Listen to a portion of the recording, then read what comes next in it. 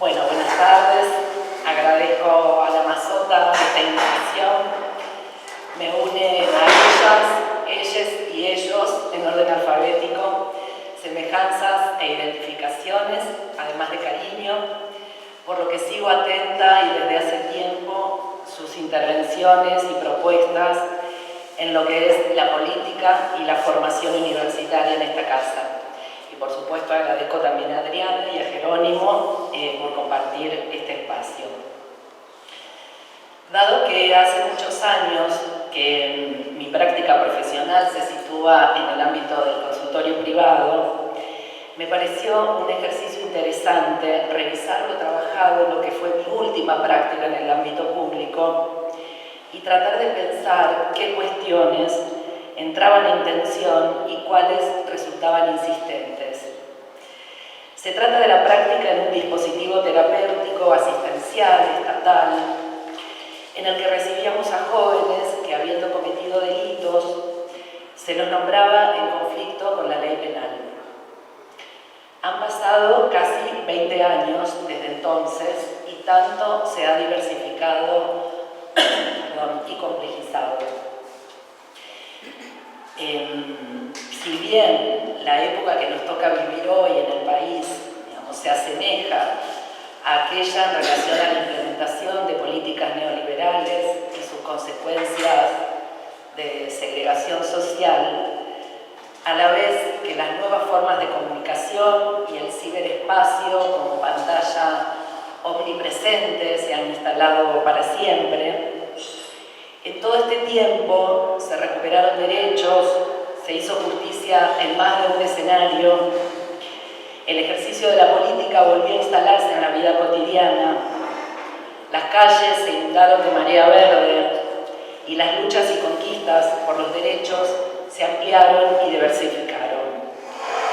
Por lo que hablar hoy de ideal de responsabilidad y de responsabilidad del sujeto supone más escenarios que el del conflicto con la ley penal. Digo esto porque en ese momento, hace casi 20 años atrás, ese escenario era como un ámbito privilegiado, digamos, para pensar cuestiones alrededor de la responsabilidad subjetiva. Hoy escuchamos hablar de responsabilidad casi como un principio inapelable, como una exigencia moral. La responsabilidad nos interpela en el actuar. Responsabilidad en los vínculos amorosos, responsabilidad en los consumos, en lo que se dice o se piensa, y muchas veces como la clave ideal frente a lo que haya que hacerse cargo.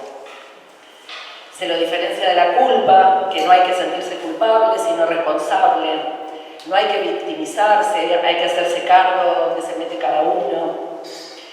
Pareciera que la cuestión de la responsabilidad funcionara como ideal no solo en equipos terapéuticos, sino también en lo cotidiano de la vida. Despejar la cuestión de la responsabilidad del ideal abre a la posibilidad de despejar, valga la redundancia, prejuicios e ideologías en la ejecución de políticas públicas, como por ejemplo la ILE. Dado que es hoy el día global del aborto legal, ¿no?, del acceso al aborto legal, no quiero dejar de pronunciarme como profesional de la salud, dado que la cuestión del aborto, la legalización del aborto en nuestro país, pide por la responsabilidad de gobernantes y políticos y la ciudadanía en general de ponerse en función. Al dispositivo del que les hablo, que se llamaba Libertad Asistida, llegaban jóvenes de entre 13 y 18 años, enviados desde el sistema judicial que intervenía en primera instancia. Era un ámbito relativamente novedoso en ese momento, ya que no se trataba del profesional sí en institutos penitenciarios, evaluando conductas y conceptos, ni del que pertenecía a los juzgados. Eran jóvenes marcados con pérdidas muy tempranas, por la exclusión del trabajo de los adultos responsables, sus lazos sociales complicados o estallados con la consecuente falta de inscripción en formas estables de sociabilidad, Generalmente expulsados del sistema educativo, la mayoría no eran más alumnos, sino menores vulnerables en riesgo, que al transgredir la ley penal pasaban a la categoría de peligrosos o victimarios. Menores en conflicto con la ley penal. Menor y alumno han sido modos históricos de nombrar a la infancia, a las infancias, ya sea desde el discurso jurídico como desde el pedagógico. Los menores, los alumnos y los niños. Si bien ya casi se cumplen 30 años de la Convención Internacional sobre los Derechos del Niño, que nombra como niño, bueno, no vamos a pedir 30 años atrás diferencias de género, amor, lenguaje inclusivo, pero nombra como niño y no menor a todo aquel que tenga menos de 18 años. Pero la insistencia, a pesar de esto, en la categoría del menor no cede. Hay menores y menores, no son todos iguales. Hay menores que están en relación a la edad y otros en relación a la edad y también al sistema judicial. Actualmente y afortunadamente desde diversos espacios institucionales la nominación menor es resistida y escuchamos discursos sociales y políticos hablar de niños, niñas, niñes, adolescentes, jóvenes. Pero para la justicia penal, y en nuestra provincia particularmente, se sigue hablando de menores y las cosas siguen funcionando casi del mismo modo. En Santa Fe, sabemos, la reforma del Código Procesal Penal Juvenil no se ha implementado, como sí en Buenos Aires, por ejemplo, por lo que sigue vigente el régimen de menores, siguen funcionando los juzgados de menores, los asesores de menores, etc. Y la referencia a la edad no ha variado en cuanto a la responsabilidad o a la no responsabilidad por los hechos delictivos. Cíclicamente insiste la cuestión de la baja, de la edad de imputabilidad, de la mano dura, de entrar por una puerta y salir por otra, etc. La responsabilidad desde aquí entra en tensión con la edad. La edad aparece como un límite en cuanto a la responsabilidad penal. Alejandro Ariel dice que la edad es lo que en un número se articula. Estos menores no llegaban a un tratamiento PSI por las resonancias de sus síntomas en los adultos que los acompañaban. No era que sus escenas representaban un enigma para alguien. Llegaban a un tratamiento PSI por haber transgredido la ley. Algunos podían hablar de algo, otros no lograban llegar por sí mismos, algunos eran acompañados por algún familiar y quizás este encuentro con un familiar nos permitía a veces rastrear las marcas previas que daban cuenta del naufragio subjetivo que en su estallido los signaba como infractores con la ley penal. Nos ocupaba la responsabilidad de escuchar la singularidad de cada uno de los jóvenes, esa inscripción singular del sujeto que no es el individuo y de aquello que lo interpela. Nuestra apuesta a una historización que quizás permitiera transitar la vía de una inscripción filiatoria, con marcas deshumanizantes por parte del otro, no podíamos pensar en que solamente de víctimas se trataba, pero tampoco de victimarios. ¿De qué se trataba y se trata entonces? Graciela tenía 16 años cuando la conocí. Cursaba un embarazo de 3 meses. La derivación al programa se sucede luego de involucrarse en algunos robos. Después de un tiempo de trabajo decía: no hice nada de lo que pensaba cuando era chica. Yo quería ir a una escuela del centro, de esas que usan uniforme. Dejé de ir a la escuela a los 13, no sé bien por qué, por las juntas capaz, porque empecé a drogarme, a hacer otras cosas, a robar. Portaba en sus brazos varios tatuajes a los que relacionaba con el consumo. Me los borraría, la gente te mira mal, para ellos sos diferente, soy mujer y queda feo. Cuando me drogo no me importa ser diferente, me gustaría ser igual al que no se droga. El tiempo de su pubertad se inscribía como el momento de iniciación de ciertos actos que parecían alejarla de aquello que parecía constituir ciertos ideales.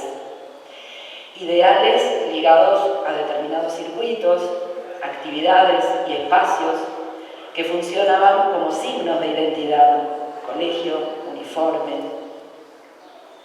Aquellos instalados culturalmente como posibles para algunos e imposibles para otros. En lugar del ideal, la marca en el cuerpo como algo a borrar. Se escucha la necesidad de una vestidura para incluirse, algo que la envolviera y la hiciera una entre otras. Sin el consumo, la exclusión se realiza.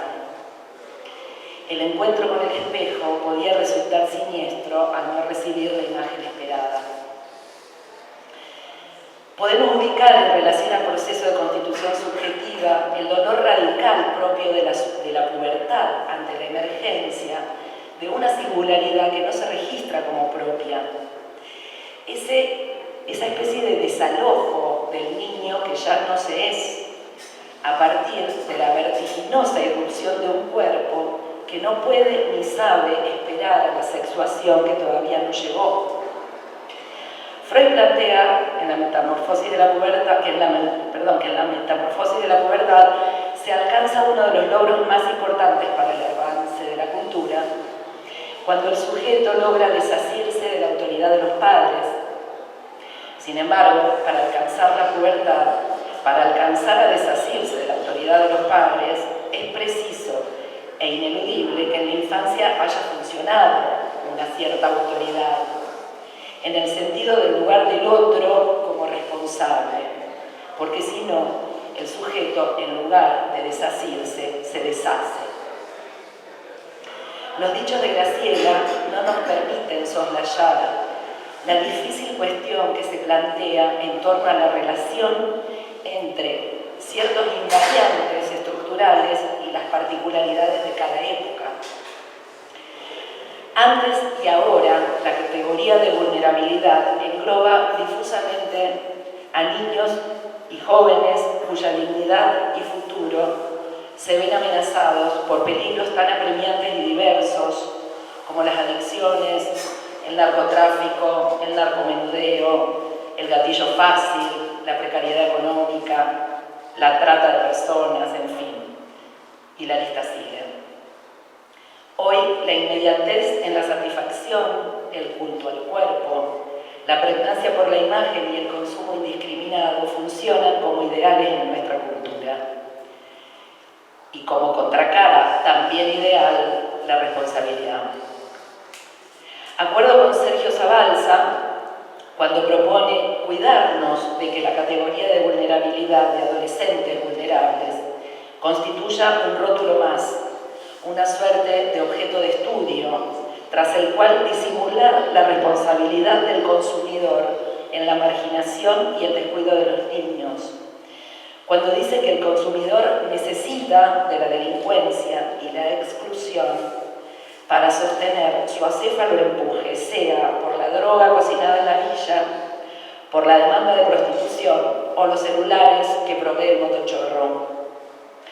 Cuando ciertos adolescentes constituyen hoy un objeto de deseo y al mismo tiempo un resto molesto, inclusive peligroso. No se trata entonces de psicopatologizar las categorías sociales ni de disculpar ingenuamente desconociendo los hechos, sino de poder situar que la denominada vulnerabilidad infantil o adolescente no es lo que no se quiere ver, sino que es lo que nos mira. Poder hacer pie en esta paradoja de la que habla Zabalza, es decir, que aquellos vulnerables poseen los atributos para satisfacer los imperativos de goce propios de la época.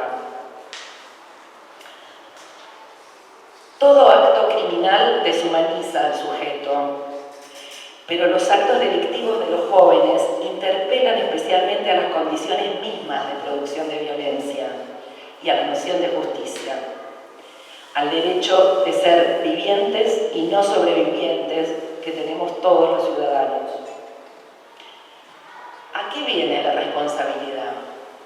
Y la responsabilidad del sujeto, no hay un solo sujeto ni una sola responsabilidad. Es necesario señalar que el sujeto responsable del discurso jurídico no es homologable a la responsabilidad del sujeto inconsciente. En términos generales, para el derecho penal, el sujeto es el que responde por sus actos, frente a sí mismo y frente a los demás. Desde aquí, responsabilizar o imputar a alguien que ha transgredido la ley implica la comprensión del hecho, la intención y la capacidad de responder por él mismo. La imputabilidad supone la responsabilidad y aún más, supone una acción y un agente como causa de esa acción. Este es un sujeto completo, unificado, yoico y sin fisuras. Es un sujeto que alude a persona, a humano, a un universal antropológico. Hace 20 años, el tema de la responsabilidad subjetiva, como les decía antes, se instaló fuertemente en el centro de las consideraciones psicoanalíticas, aunque no es un concepto que aparezca como tal en Freud y Lacan. Sí encontramos sujeto responsable o responsabilidad del sujeto.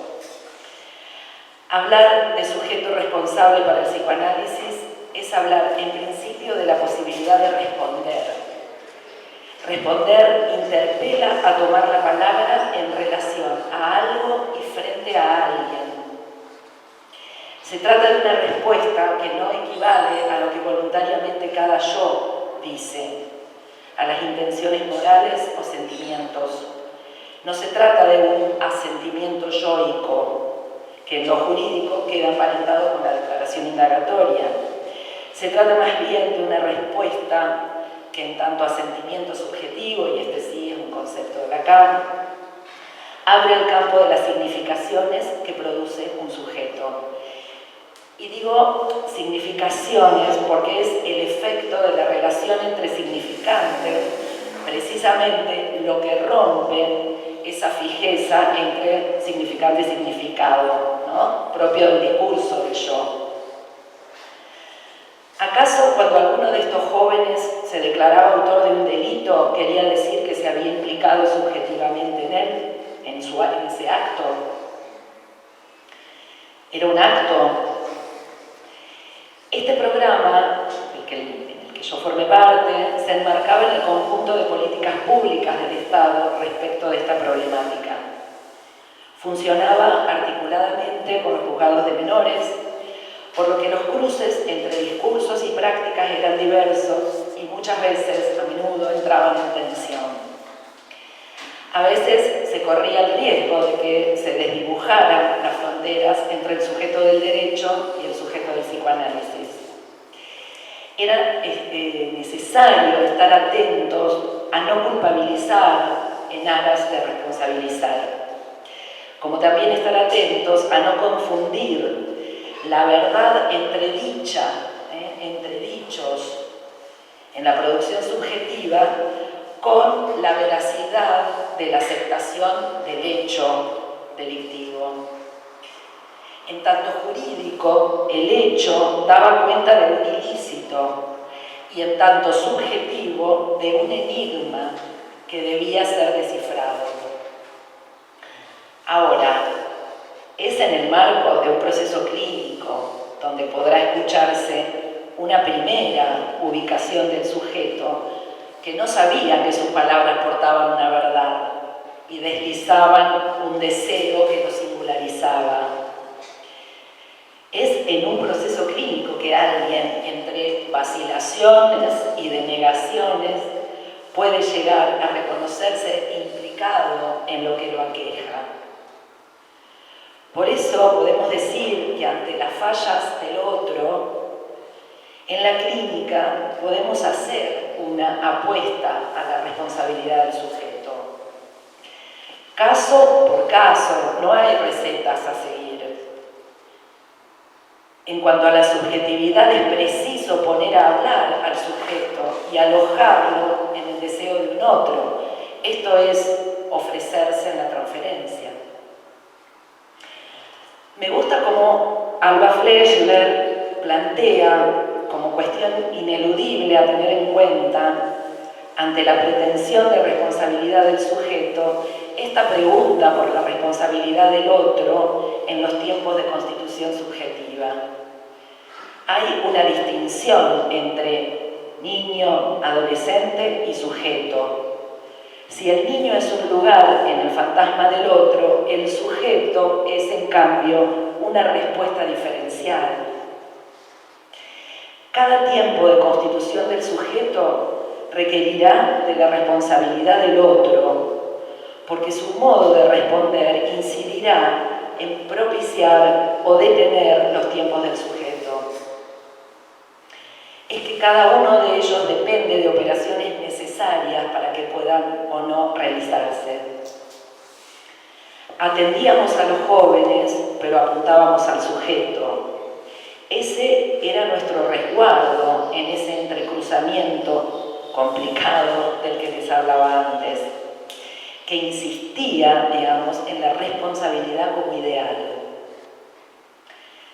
La responsabilidad para el psicoanálisis da cuenta entonces del advenimiento de un sujeto que, haciendo de la palabra un dicho y en la producción de un saber, hará que éste dé cuenta de su relación con el acto. Trata, en definitiva, de una apuesta a la subjetividad, al armado de una escena que ponga al sujeto a hablar en un intento de que éste dé alguna significación al acto. Es una apuesta a que el sujeto pueda subjetivar su falta y recuperar el lugar en el tejido social al que su acto ha dañado, y también recuperar eso de su propia subjetividad que quedó dañado por su acto delictivo. Bueno, muchas gracias.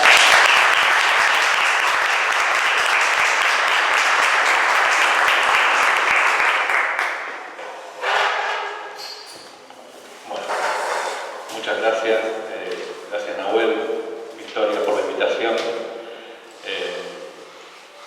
Silvia y Adriana, que no las conocía, estoy muy halagado de estar acá con ustedes. He leído algunos textos en algún libro de Cresset, me parece que de David Cresset, y bueno, yo iba a empezar, 20 años atrás, decía Silvia, yo quería hablar de la actualidad. Sobre todo de la actualidad de lugares que tienen que ver con el encierro y con el encierro de adultos, en donde esto de la responsabilidad está bastante presente en el discurso del dispositivo PSI que está organizado para evaluar a la gente, que no solamente es una cuestión de conducta y concepto, sino que tiene que ver con libertades. Salidas transitorias, que son todos aquellos institutos a los que puede acceder una persona que está cumpliendo una pena, por lo tanto que es responsable porque la está cumpliendo. Y no hay un ideal de responsabilidad, sí hay un ideal de la cultura individual, que cada uno se haga cargo de lo que hizo. Y pareciera como que en esa instancia de evaluación, el requerimiento de nuestra disciplina es que el sujeto hable de esto, de la responsabilidad. Cuando esto ya fue juzgado, ya fue puesto frente al juez, ya fue sentenciado. No solamente es un sujeto responsable, sino que a la vez es un sujeto culpable. Yo traía algunas cuestiones que vos me allanaste el camino con esto de la responsabilidad, pero pensar, iba a citar a Jiménez Azúa, dice el derecho penal es un conjunto de normas y disposiciones jurídicas que regulan el ejercicio del poder sancionador y preventivo del Estado, estableciendo el concepto de delito como presupuesto de la acción estatal, así como la responsabilidad del sujeto activo, y asociado a la infracción de la norma, una pena o una medida aseguradora. Si tenemos en cuenta esto, el Estado actúa sentenciando al sujeto responsable, al sujeto que es culpable por el acto o por el injusto, dirían los abogados. En todo este procedimiento, cuando ya están sentenciados, cumplen pena. Por lo tanto, por el mismo hecho de estar cumpliendo una pena, uno es responsable. Sin embargo, vienen instancias posteriores de evaluación. Es decir, ya no hay un juicio frente al fuero penal. En este caso, no hay un juicio frente a un juez, con fiscales y defensores, sino que hay un juicio que lleva adelante nuestra disciplina. Y ahí me genera el gran dilema. Digamos, nosotros somos jueces. ¿De qué manera lleva adelante este juicio nuestra disciplina? Por ejemplo, a través de dictámenes. Puse un buscador a partir de una base de datos de dictámenes que voy juntando y algunos dicen esto. Durante su relato no se observa un grado de implicación o responsabilidad ante los hechos cometidos, con un discurso que por momento cobra rasgos pueriles que restan importancia. ¿Este sujeto es responsable o no es responsable? Está cumpliendo una pena. Para el derecho es responsable. Respecto al aspecto subjetivo de quien nos ocupa, se lo observa como sujeto responsable de los actos cometidos, de los cuales no se abstrae ni se proyecta responsabilidades en otros. La imposibilidad de construir un rol laboral activo para favorecer el desarrollo de hábitos de trabajo, posibilitando espacio de responsabilidad personal.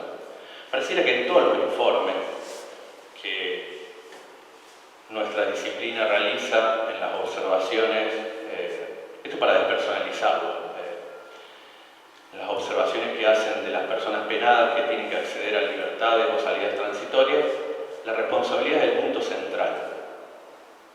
Pero siempre la responsabilidad respecto del hecho primero, el delito. Sin embargo, en la ejecución de la pena, si uno tuviese una mirada un poco más jurídica, es el cumplimiento de una sanción penal en la cual el juez tendrá que observar la responsabilidad que ese sujeto tiene durante la trayectoria de la pena, y eso no aparece. Siempre aparece la responsabilidad respecto del hecho inicial, del hecho delictivo. Pareciera como que retornamos al primer momento que ya fue juzgado. Y en eso vuelvo a insistir. Juzgado, sentenciado y un sujeto cumpliendo una pena. Y cuando hablo de sujeto, acá no hablo de sujeto del inconsciente, hablo del sujeto de la referencia social. De la persona. ¿Sí? La definición para el derecho sería de la persona penada. Asume la responsabilidad y siente culpa. Autorreproches y se angustia ante tales evocaciones. Siempre responsabilidad para el jurista está asociado a culpa. A lo mejor, como decía Silvia, nosotros tenemos que hacer un recorte y empezar a pensar que la responsabilidad subjetiva no es la responsabilidad del jurista. Ahora, tendremos que construir alguna nueva categoría que le pueda transmitir al jurista que cuando nosotros hablamos de responsabilidad, hablamos de otra responsabilidad. Cuando nosotros hablamos de un sujeto responsabilizándose, vos lo explicaste muy bien, en estas vacilaciones del discurso, cuando relata algo, son percibidas de otra manera, no como a la manera como la entiende el jurista. Y en esto Foucault es muy básico. Hay unas conferencias, yo creo que ya las debo haber nombrado varias veces, que son las de Lobaina, que es cuando habla del modelo de la confesión. El jurista recurre, y en este caso me parece que recurre a un dispositivo sí que está al alcance que es la psicología y también el psicoanálisis, o por lo menos una psicología ayornada con términos psicoanalíticos, recurre a ese dispositivo para que le diga aquello que no puede confesar o que no va a confesar, en este caso, el penado. Creo que cuando Foucault lo plantea en las conferencias de Lovaina, lo habla en relación al imputado. En este caso, la justicia espera los informes y me parece altamente llamativo que en el trayecto de los últimos 5 años se ha generado una inflación de psicologización de los informes criminológicos, de los informes carcelarios para obtener libertades y salidas transitorias. Se recurre, se pide al ámbito carcelario la posibilidad de tener algún recurso que la justicia pueda asociar a la responsabilidad subjetiva, al posicionamiento subjetivo, que también me parece otra categoría sumamente compleja, para decir livianamente, posterior a una entrevista.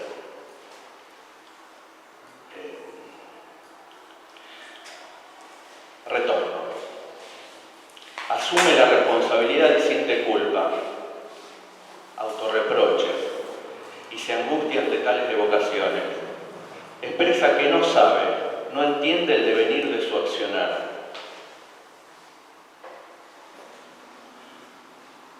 Si el sujeto en cuestión, que atraviesa por un periodo de encierro, se presenta diferente, dice, se lo observó al menos lo discursivo, asumiendo la responsabilidad del delito, no se desentiende e incluso identifica las causas. Nos convertimos en jueces, es decir, estamos diciendo al juez el resumen de si el sujeto es o no es responsable. Claro, estamos hablando de responsabilidad jurídica, porque si no, no lo escribiríamos en un informe de esa forma. Si no, habría una intervención en otra línea, con un sujeto, en todo caso, del inconsciente. Esto genera un dilema, que es que seguimos hablando de responsabilidad, y en el título de esta ponencia, digamos, de este panel, es del ideal de responsabilidad a la responsabilidad del sujeto. Y quedamos entrampados en un término que sigue siendo un término jurídico.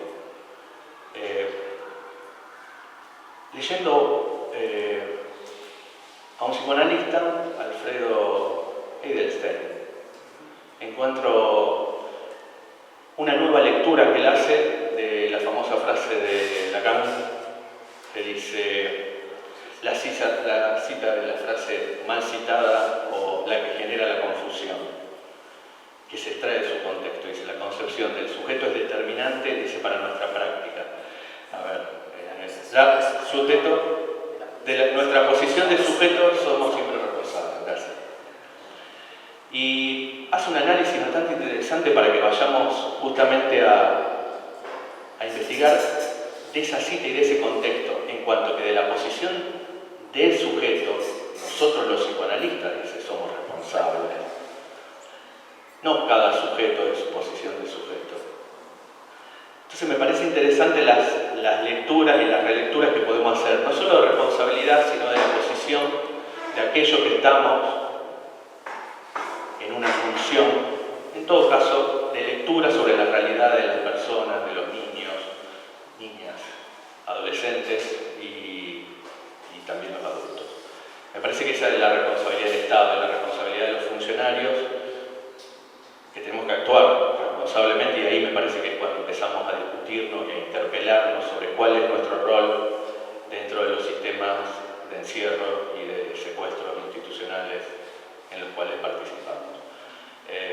Bueno, más o menos esa era mi posición. Yo quería arreglar, digamos, algo en relación a... Yo también estuve en Justicia Penal Juvenil, sí, y me parece interesante que vos decías... no, porque hay algo interesante, el Estado es responsable ahí. Vos decías, niños de 13 a 18 años. En realidad, los niños menores de 16 años, estamos hablando de 20 años atrás, pero los niños y adolescentes. Sí, la diferenciación entre niño y adolescente la hace el Código Civil nuevo, 2015. Hace 20 años atrás teníamos solamente la Convención, que tiene justo 30 años. Eran solo niños, ¿sí? No había esa caracterización. Pero el Estado se hace responsable, por ejemplo, el Estado se hace responsable de someter, digamos, en los circuitos del derecho penal a niños menores de 16 años cuando no son punibles. Y ahí también quería hacer un señalamiento entre la diferencia que hay entre punibilidad e imputabilidad, que a lo mejor para nuestra disciplina no pareciera que son iguales. De hecho, me parece que hay todo un juego mediático para instalar en los recientes intentos de reforma de la ley orgánica, el régimen de la minoría, el régimen penal de la minoría, la 2278, en donde se instala sobre la barrera de edad de imputabilidad. Y en realidad, esa ley no habla de imputabilidad, habla de punibilidad. Y la punibilidad es la responsabilidad del Estado. A pesar de que es una ley del año 78, es interesante pensar que punibilidad es política criminal. Y política criminal es la decisión que toma un Estado de perseguir o no perseguir ciertos tipos de delitos. Por ejemplo, esto se lo estoy robando a Fajardo. Hay algunos tipos de delitos que el Estado elige no perseguirlos. Por ejemplo, si yo le robo a mi madre, si la estafo a mi hermano, no me persigue, el Estado no. Eso es un delito, una conducta típica, antijurídica y culpable, son las 4 características del delito, pero en los casos entre familiares, el Estado no lo persigue, que lo resuelva la familia, lo deja librado a otro ámbito, no interviene. En el caso de los menores de 16 años, y bueno, está bien, esta es una ley de la dictadura, pero yo creo que el Estado utiliza esa barrera como una limitación al propio poder punitivo. Entonces dice, a partir, debajo de los 16 años, no voy a perseguir penalmente a los niños porque les voy a ofrecer otra cosa. No hablaba de eso. No, yo hablaba de derecho, hablaba de la 2661, por ejemplo. Ofrezco otra cosa.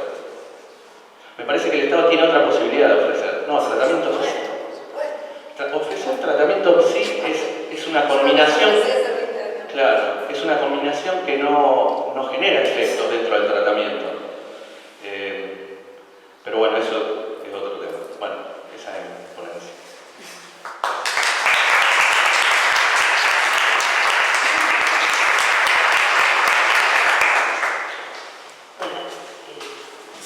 Les agradezco a la Mazota la invitación, Victoria, Nahuel, Andrés. Bueno, me acabo de dar cuenta de todo lo que podía haber dicho y no voy a decir. Y además estas mesas lo que tienen de bueno es que no están preparadas de antes. Entonces, la verdad que es una sorpresa para ustedes y también para nosotros escucharnos y sí, aprender, descubrir cosas que uno no había pensado, no lo había pensado así. Bueno, voy a empezar contándoles una situación que es reciente porque me la contó una mujer de aproximadamente 30 años, que es la siguiente. Ella se entera de esto hace ya un tiempo, pero ahora lo retoma y les voy a contar por qué. Bueno, hace un tiempo ella y una hermana menor que ella se enteran que la hermana mayor de las dos había sido abusada durante bastante tiempo por el hermano mayor. Digo, además cómo se toca con lo que son delitos intrafamiliares. Bueno, en esa oportunidad, cuando esta mujer se entera de eso, ella supone que esto había ocurrido cuando los dos eran muy chicos. Queda como desdibujada la cuestión que la hermana de ella les cuenta, ¿no? Bueno, la situación cambia a partir de la denuncia a D'Artés. La denuncia a D'Artés y el colectivo de actrices y todo lo que produce. A lo mejor ustedes habrán tenido experiencia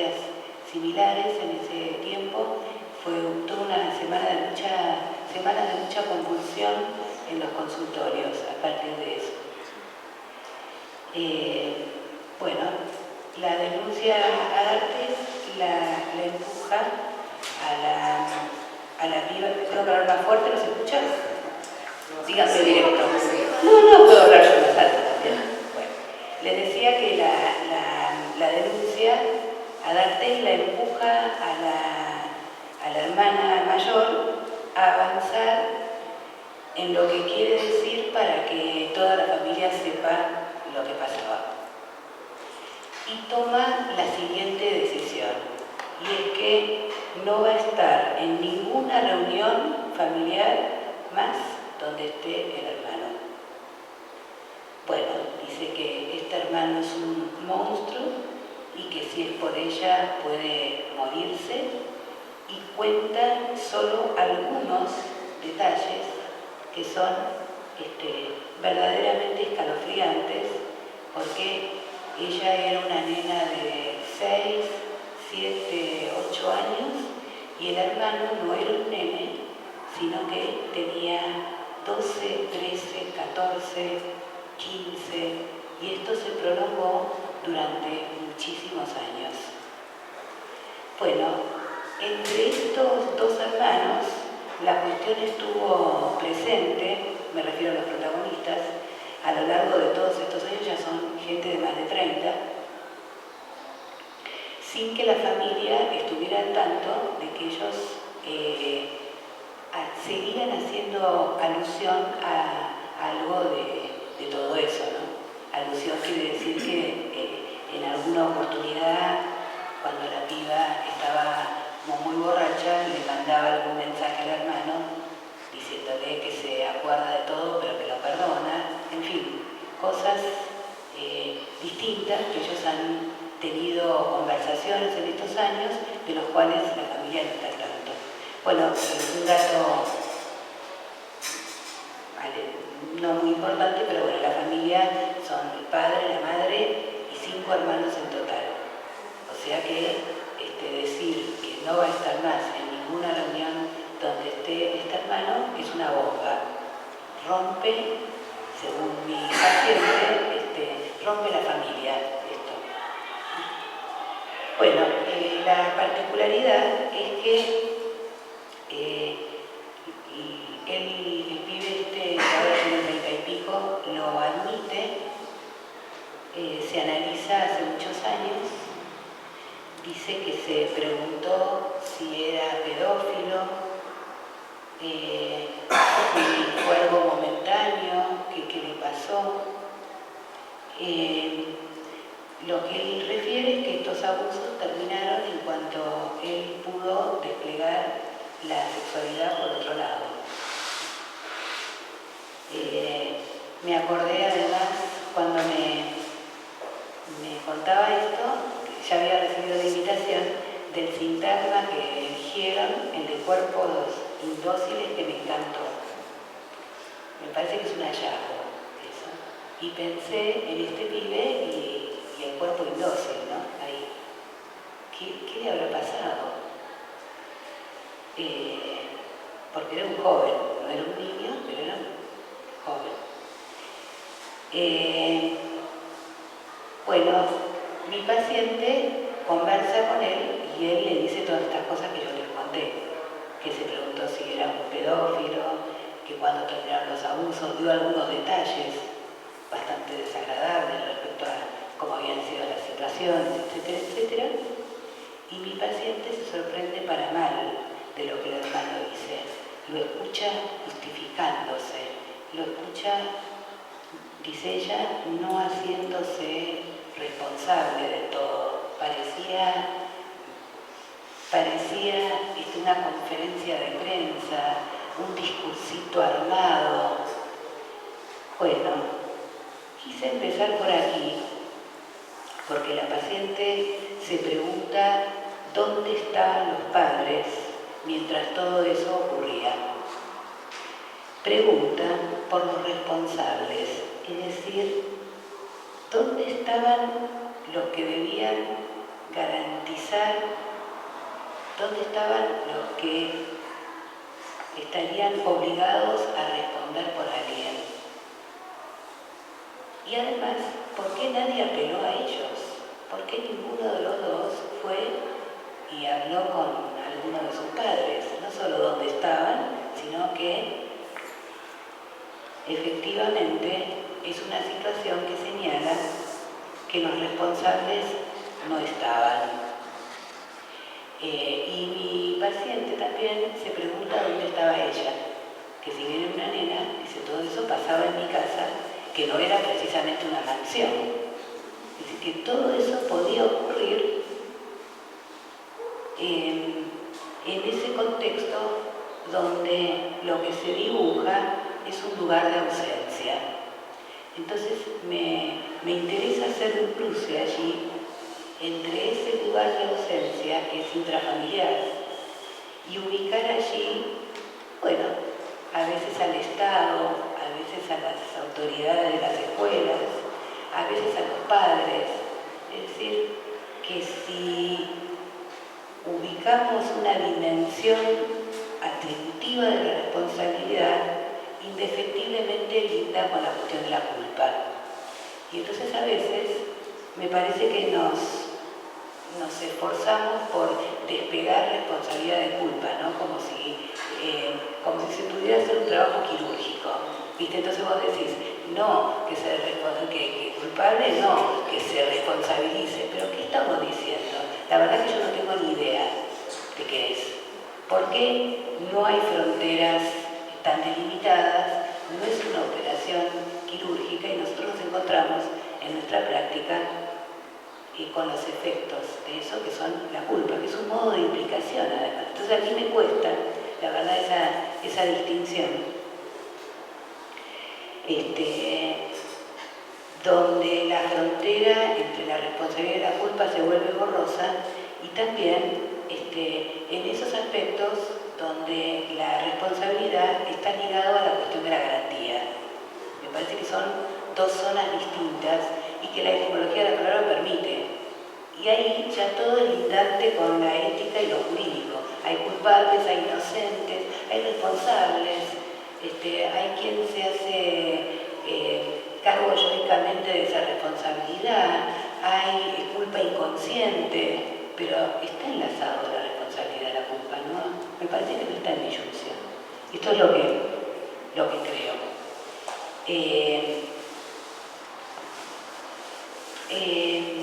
Me pareció que era un buen punto de partida y justo la piba esta me cuenta toda la situación y el lío familiar que había, porque se dividen las aguas, al padre se le ocurre decir que hasta que ellos no se arreglen, como si fuera una pelea cualquiera, no va a ir más y no va a haber más reuniones familiares en su casa. Un desastre. Por algo que efectivamente señala un lugar de ausencia. Bueno, cuando esta piba me contaba todas estas, yo le digo piba, pero es una joven mujer, me contaba todas estas cosas, justo estaban dando una película muy interesante, que no sé si vieron, que se llama Un amor imposible. El título da como para la película que no irías a ver. Viste, por todas las razones. Bueno, la verdad que fui y está basado en una novela de una escritora francesa que quizás conozcan, que se llama Christine Angot. ¿La escucharon? Bueno, se lo recomiendo. La novela se llama también Un amor imposible y es... ¿Les cuento un poco? Sí. Bueno, me tenían que decir que sí. Así que allá voy. Ahora no digan que después que les spoileé. Bueno, esta mujer, Christine Angot, armó una literatura alrededor del incesto. Es autobiográfica. El incesto que ella padeció con su padre. Incesto. Christine Angot. Loran nombra la literatura de esta mujer, es una literatura fuertemente erótica, la llama directamente literatura de incesto. Inaugura un género con eso. Cuenta pormenorizadamente las situaciones con su padre. Bueno, la película es sumamente interesante porque se ve los efectos en la protagonista, que coincide con la escritora, pero alrededor de la siguiente cuestión, y es que el padre de la chica esta no la reconoce como hija y la madre batalla durante años para que la reconozcan. Batalla de todas las maneras hasta que finalmente lo logra y el tipo accede a anotarla como hija suya. En ese momento, que es cuando la piba tiene 13 años, es cuando comienza a abusar de ella. Y la piba, ya a los 40 y pico, le pregunta a la madre, que se entera ahí, entre comillas, de que eso ocurría, le pregunta dónde estaba ella. Pregunta que resuena en lo que mi paciente dice respecto a los padres y también respecto a ella misma, aún con sus 6 o 7 años. Fíjense que la responsabilidad introduce la pregunta por el quién. Y en psicoanálisis, el quién es inestable, es un efecto. Por lo tanto, es un contrasentido decir responsabilidad subjetiva o de responsabilidad del sujeto como que hay alguien previo al que atribuirle alguna responsabilidad. Es un oxímoron, un contrasentido. Después voy a tratar de plantear a qué llamar responsabilidad del sujeto, porque viste como que está fácil decir esto o no, pero después ¿qué propones para pensar la categoría que, coincido, no es una categoría del psicoanálisis, pero que está instalada hace ya muchos años como tema de discusión en su linde con lo jurídico, y está bien, ¿no? Está bien y está mal, por eso voy a tratar de despegarlo de ahí un poquito. En este sentido, por el hecho de que responsabilidad subjetiva o responsabilidad del sujeto me parece que le otorga una responsabilidad a algún sujeto previo, por lo cual no lo pensaría en esos términos, es un contrasentido. Me parece interesante mantener la cuestión de la responsabilidad como ideal, es decir, entendido como lo tomo bien llano, como una aspiración, como un anhelo a que haya alguien que responda, alguien que dé una garantía, que el Estado opere, por lo menos que los padres estén. Todo lo bien que estaría si eso ocurriera, como un anhelo. Me hacía acordar a pensar las cuestiones atinentes a la verdad y la mentira. Viste que sí es medio decir, la verdad no existe, sí, pero hay un anhelo, hay una aspiración a la verdad que la mentira arrastra, un llamado a la verdad. Yo ubicaría el ideal de responsabilidad en esos términos, porque además, si eso anima a las políticas, si eso nos anima a nosotros, coincido, seremos responsables ahí de algo, hay un anhelo de estar presentes en algo, incluyendo, por supuesto, que la ausencia o las ausencias son inevitables también, porque no es que sabemos muy bien cómo estar, ni dónde estar, ni en qué momento y demás. Bueno, me gustaría ahora tomar otro aspecto de la responsabilidad que no intersecta con la culpa. O sea que voy a salir de la cuestión de lo jurídico, también del lugar de la garantía, y me voy a ir hacia el inconsciente, la respuesta. O sea que voy a ir mutando hacia allí. Yo no, lo que les voy a decir. Bueno,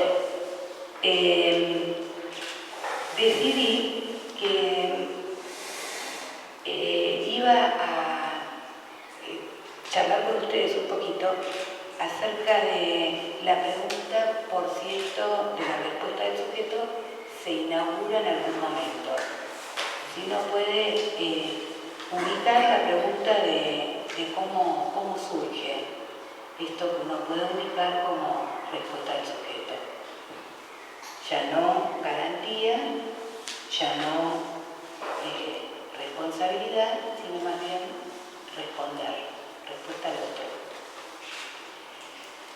Bueno, les comento un pequeño fragmento de una consulta que es por un chiquito de 3 años. En el jardín insisten para que los padres realicen la consulta durante toda la sala de 2. Los padres estaban muy asustados por lo que alguien podría decirles y entonces postergan porque tienen bastante temor a que el nene sea un autista, y esto es lo que dejan deslizar en el jardín, porque el chiquito casi no habla y repite frases de la televisión y de los videitos que mira en el celular. Los padres cuentan que muchas veces responde con esas frases hechas, pero que tienen una coherencia con lo que le preguntan. O sea, que no es una cosa automática, sino que apela a esas frases. Y además cuentan que la televisión está muy presente en la casa, está todo el tiempo prendida, es el telón de fondo ruidoso a todas las peleas entre los padres. O sea, imagínense la situación, ellos gritando y los programas, dicen que ponían programas políticos de gritos, ¿no? Que me parecía más simpático. Y además no se ponían de acuerdo entre ellos qué programas mirar, porque estaba la grieta. Entonces me parecía lo más simpática la situación de que la televisión era el modo en el que ingresaba los roces y las peleas políticas, pero que la decían otros, no ellos. Lo que les digo ahora es literal. La consulta, la decisión de la consulta coincide con el momento en que apagan la televisión. Deciden que la televisión no iba a estar más prendida.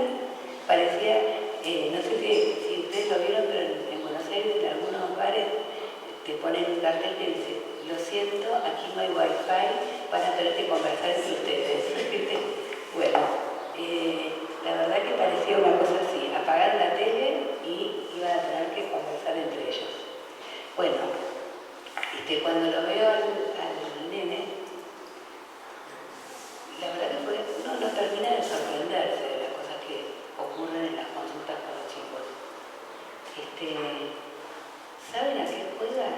Agarra una mamá, un papá, un bebé, un perrito, una televisión y un control remoto chiquitito, todo en miniatura.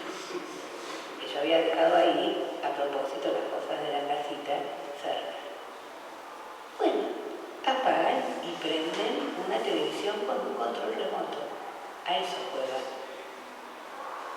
Y entonces empiezo a hacer la voz de los padres. Y el chico me mira extrañado de quién está hablando.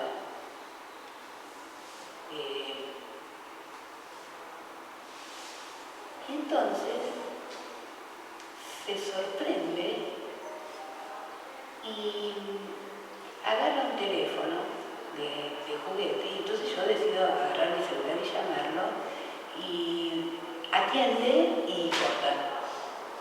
Atiende y corta.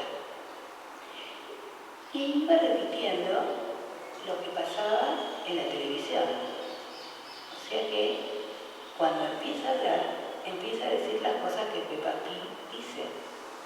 Ahora contaremos 1, 2, 3. Ahora iremos para allá, una y otra vez, y así. Y prácticamente sin ningún contacto visual. Y entonces se me ocurre decirle: pero eso lo dice Peppa Pig, no lo decís vos. Vos debés decir otras cosas.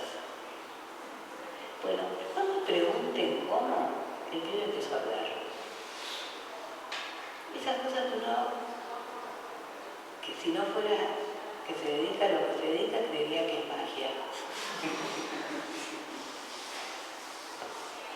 Y empieza a hablar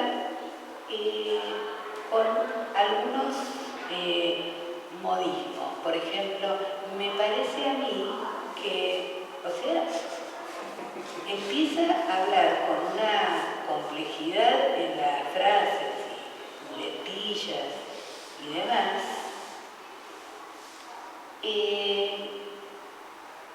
francamente sorprendentes. Yo igual digo que es magia, pero creo que hubo un momento clave, que fue que el maldito ascensor del consultorio habla, donde yo atiendo. Y entonces esto produce sus efectos. Yo no me había dado cuenta hasta que vi a los chicos subir al ascensor. Y entonces la voz del ascensor dice, segundo piso. Y el pibe me mira. Y le digo, mirá que no es una persona, ¿eh?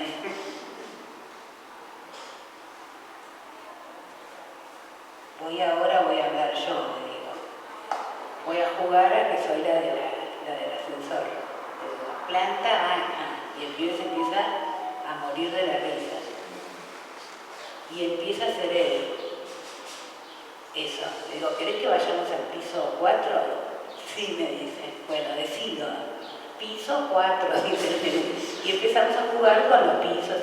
Y eso produce alguna cosa. Lo que me interesaba contarles es que los padres me piden un diagnóstico. Y a mí se me ocurre decirle que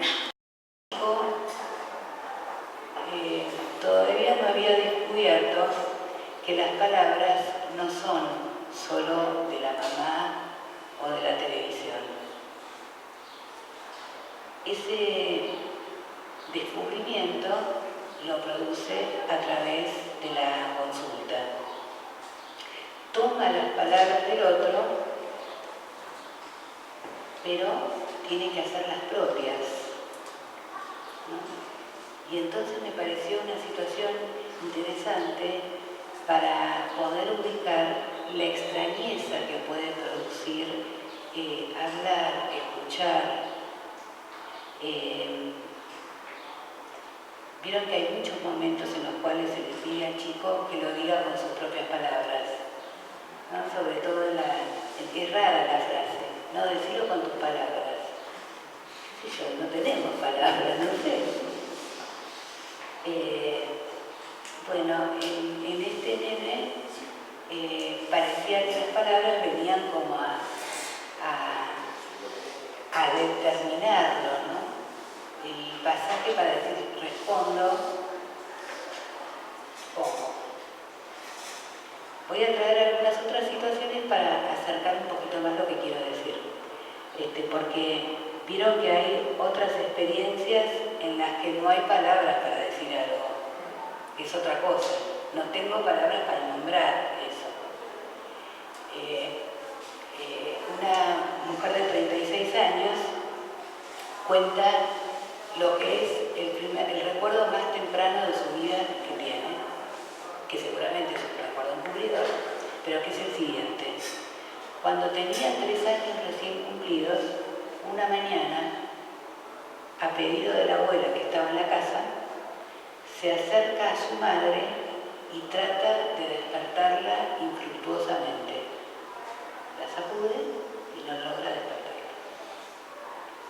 Y entonces va hacia lo de la abuela y lo que ella recuerda es que la abuela se agarra de la cabeza, se le transfigura el rostro y con esa expresión y ese gesto de horror corre hacia la habitación de la madre. La mujer esta, que es paciente, se pregunta qué palabras ella había utilizado teniendo solo 3 años para decirle a la abuela que su mamá estaba muerta. Lo que ella se pregunta es ¿cómo se dio cuenta de lo que le estaba diciendo? ¿Qué palabra le dijo? Bien. Bueno, pues sin duda una tragedia. tragedia que marcó la vida y que en el curso del análisis se atraviesa de una y otra manera y de una y otra vez, ¿no? Me interesa mucho este relato porque nos permite pensar, entre otras cosas, me permite señalar cómo se inaugura allí un salto que lo ubicamos como el surgimiento del inconsciente, que es la ansia entre ver y contar. La ansia entre ver y contar. ¿Por qué? Porque además aquí está en juego el atravesamiento de lo que decimos generalmente como los desfiladeros del campo del otro. O sea, el otro que escucha traduce. ¿Ella qué dijo? Eso es lo que no recuerda. Ella va a contar algo que vio, pero con qué palabra no sabe, no recuerda ahí. Y ella se topa demasiado prematuramente con la inadecuación entre las palabras y la muerte, ¿no? Es decir, que no solo se encuentra con algo que no tiene lenguaje, no tiene nombre en el lenguaje infantil, sino se encuentra con el hecho de que hay algo que no tiene nombre, como es la muerte, ¿no? Y demasiado prematuramente, de ahí la dimensión trágica. Quería traer el contrapunto entre una situación clínica donde algo no se produjo aún, esta situación que es la de un adulto que nos da la ilusión de acercarnos ese momento fundacional de respuesta al otro, el otro traduciendo y ansia entre ver y contar. Y por último, otra referencia que encontré en un libro rarísimo que me encantó, que se llama La Noche, que es un libro de Ali Álvarez, que es un ensayo raro porque el tipo era insomne cuando era chico y tenía pesadillas. Entonces hace este libro, que es una mezcla de ensayos, textos de autobiográficos de lo que le pasaba cuando no se podía dormir, lo que le pasaba con los padres. Y lo peor que tiene es que el tipo habla de psicoanálisis. Eso es lo peor del libro, las referencias al psicoanálisis que tiene. Eso hay que sacarlo. Pero bueno, la verdad que el libro está buenísimo y trae un pequeño relato de la psicoanalista Susan Isaacs, que es una psicoanalista kleiniana muy conocida en su momento, que es la siguiente anécdota. Dice que una nena de 1 año y 8 meses, que tenía un desarrollo verbal muy pobre, vio que a un zapato de la madre se le había despegado la suela y aleteaba, onda así. Y entonces, aterrorizada, se puso a gritar. Estuvo casi una semana escondiéndose y gritando cada vez que veía a la madre ponerse cualquier zapato. Y por un tiempo solo podía tolerar que utilizara un par de zapatos en particular, ¿no? Bueno, la madre, por las dudas, dejó de usar el zapato. Y poco a poco la nena se fue olvidando del incidente y aceptando que la madre usara cualquier tipo de calzado sin ningún problema. A los 2 años y 11 meses, o sea, 15 meses más tarde, cuando ya podía hablar, le pregunta a la madre con voz asustada: ¿dónde está el zapato roto de mami? Y entonces la madre, temiendo un escándalo, se apura a decirle que lo había tirado. A lo cual la niña le dice: es que me podían comer toda. Bueno, lo que Susan Isaacs recorta de esa situación es que la nena veía al zapato como una boca amenazante y si bien no podía verbalizar la fantasía hasta más de 1 año después, tenemos aquí la prueba de que las fantasías pueden sentirse mucho antes de que sea posible expresarlas en palabras. A mí me pareció bastante ingenua la conclusión, eso no lo supone, esta idea de lo preverbal, qué sé yo, pero me pareció que la anécdota estaba muy buena para ubicar otra vez esa ansia entre el ver y el contar, y aquí con una respuesta fantasmática, responde con una fantasía. Y a eso quiero llamar sujeto. A eso quiero llamar responsabilidad del sujeto como lectura, como respuesta a lo que viene del otro y que justamente no es un condicionamiento. Por eso puede haber respuesta. Y en ese sentido se es responsable, porque se responde. La pibita que ofrece el me pueden comer toda o ofrece el terror ante la aleta del zapato, eso es responsabilidad, eso es respuesta, porque eso es efecto sujeto y eso no hay política aplastante que lo pueda aplastar del todo. No hay neoliberalismo que concluya con eso, por suerte. Así que nos queda ese premio consuelo, ¿no? De que hay respuestas, además, no sé, les conté 4 o 5 situaciones, todas re distintas. Y esto es lo más lindo que tiene nuestro trabajo, que cada una de esas cosas son distintas y además nos siguen sorprendiendo. Bueno, por mi parte nada más.